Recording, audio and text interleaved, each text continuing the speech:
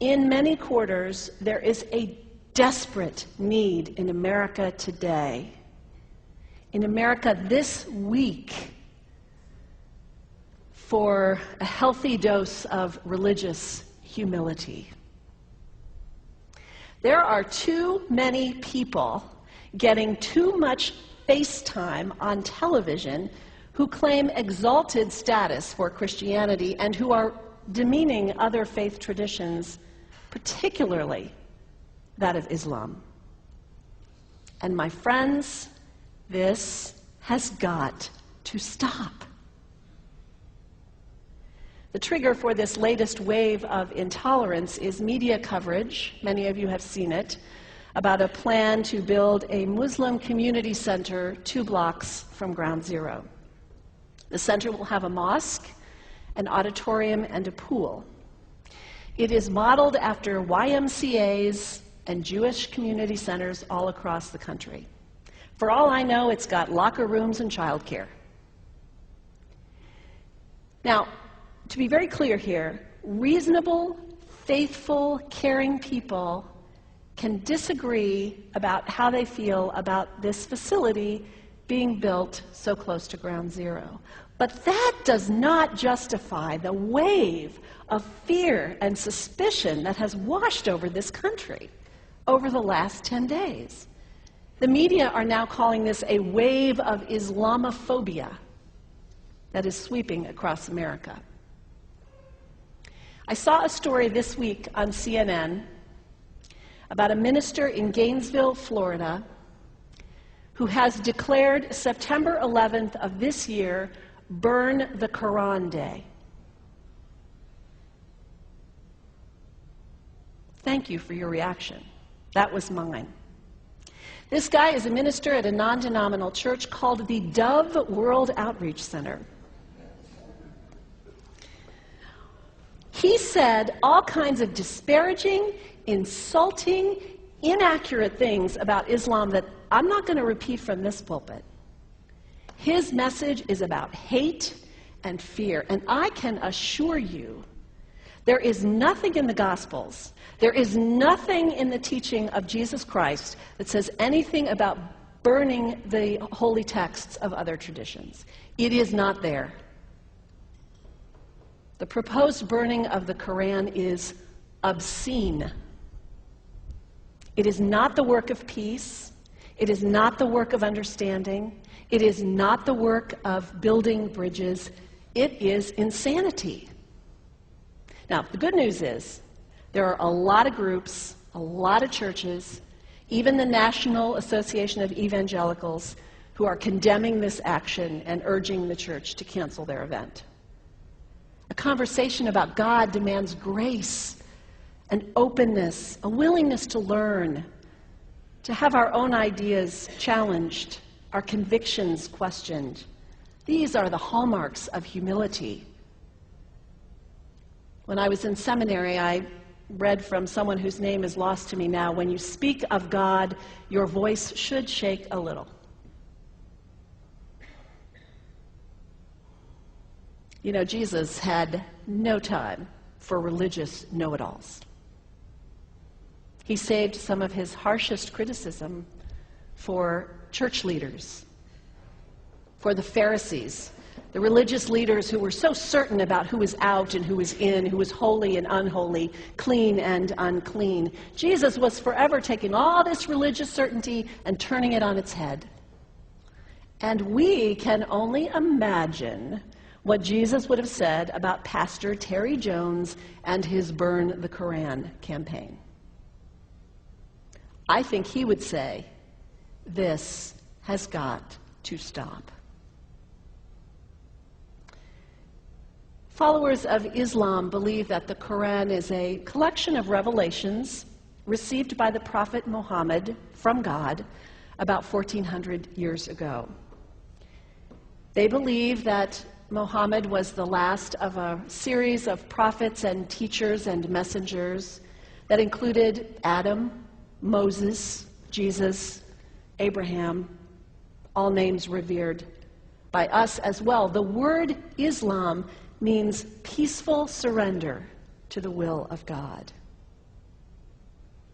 The Quran was written at a time when the Muslim people were being driven from their homes, persecuted, and killed.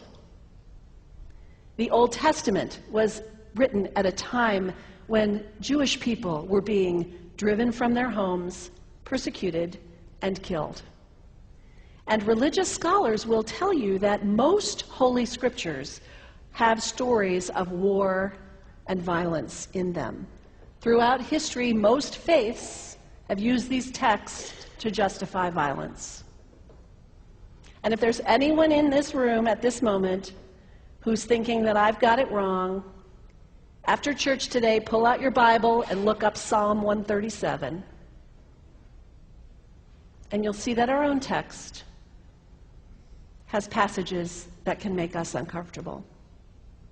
But also, like the Bible, the predominant message of the Quran is of peace and care and loving God, justice, care for the neighbor, care for the stranger.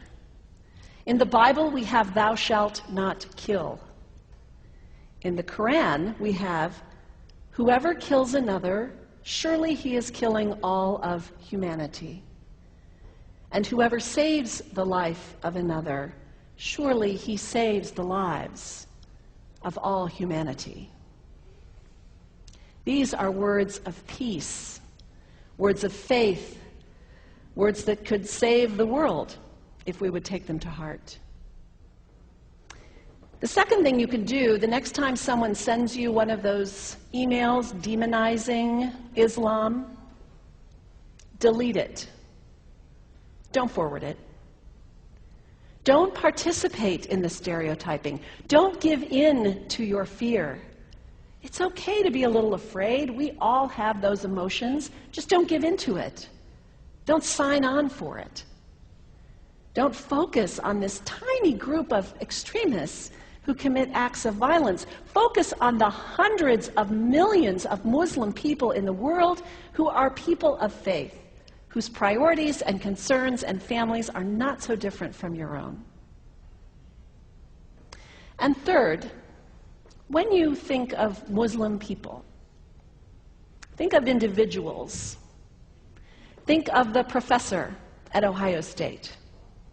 Think of the engineer at Honda. Think of the teacher at the elementary school down the street. When you think of Muslim people, remember those who died on 9/11, not the hijackers. There was only a handful of them. Remember Mohammed Sunhami Hamandi.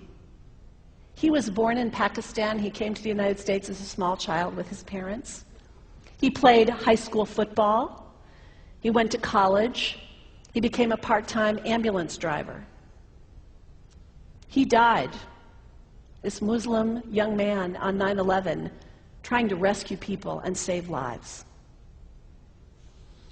When you think of Muslim people, remember Mohammed Salahuddin Cloudhurry. He was a waiter at Windows on the World, which was at the top of the World Trade Center. He died that day. His wife had their baby 2 days later.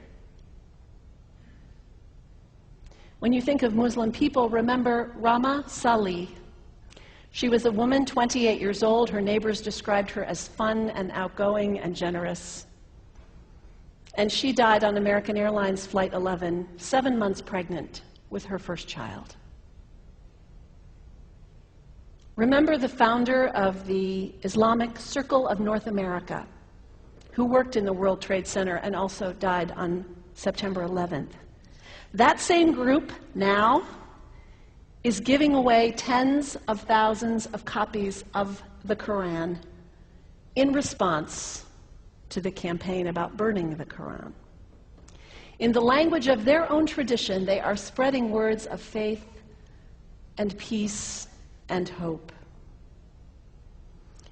One of the ladies at the 8:30 service this morning said to me after, maybe we should declare September 11th, buy a Quran and read some of it. It is for us to share our message of love and hope and peace, but let us do it with grace and respect, and above all, humility.